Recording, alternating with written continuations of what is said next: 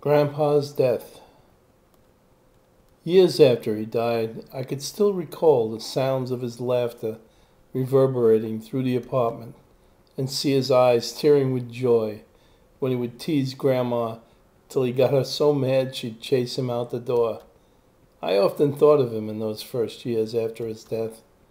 His passing left a large void in my life. I especially missed the stories that Grandpa would tell, even though Grandma said they were all a bunch of blarney. She said that all of his stories came out of the Irish mist. That was the kind of liquor he kept in the night table next to his bed.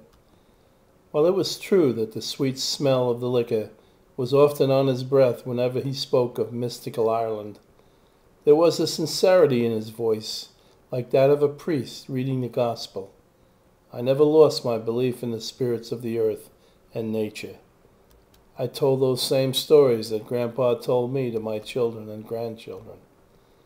I told them about the fireflies, about those hot summer nights, sitting on the stoop and watching the fireflies lighting the hedges like Christmas lights in December. How my grandfather would help me catch them and put them in a glass jar, half filled with grass and nail holes tapped in the metal screw top. And then at bedtime would let me take the jar upstairs and he would put it on my nightstand. Then I would go to sleep watching them light up my darkened room.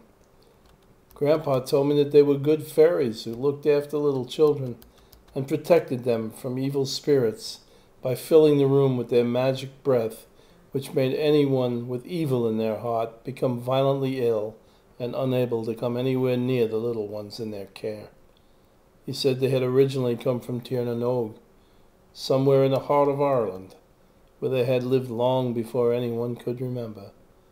They came to America during the famine when they followed the Irish children fleeing on the death ships across the sea from Erin. That was why very few children died on those ships. He said almost all the dead were adults. Whatever happened to the fireflies?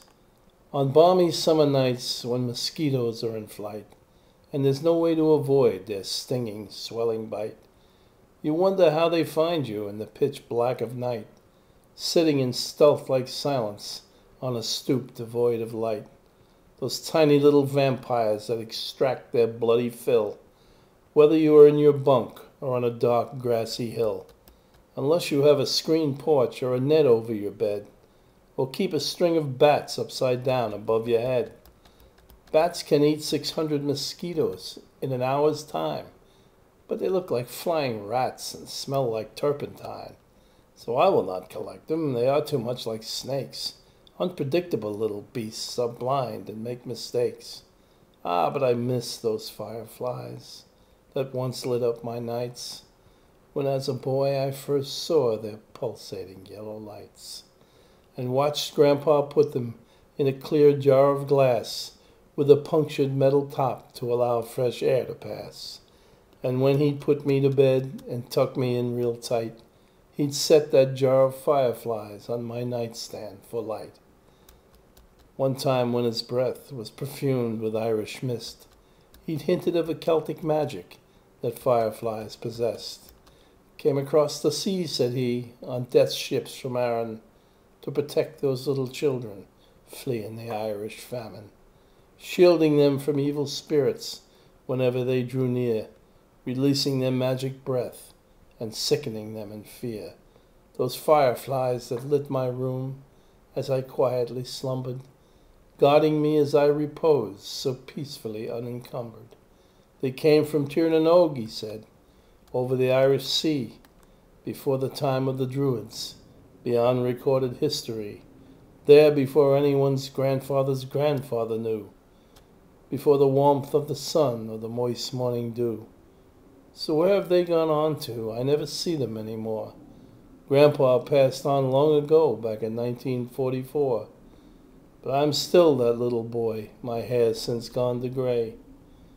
All alone at night now, since the fireflies went away. Can't sleep as I used to. Get up some 3 times or more. And now I sometimes see shadows moving across my floor.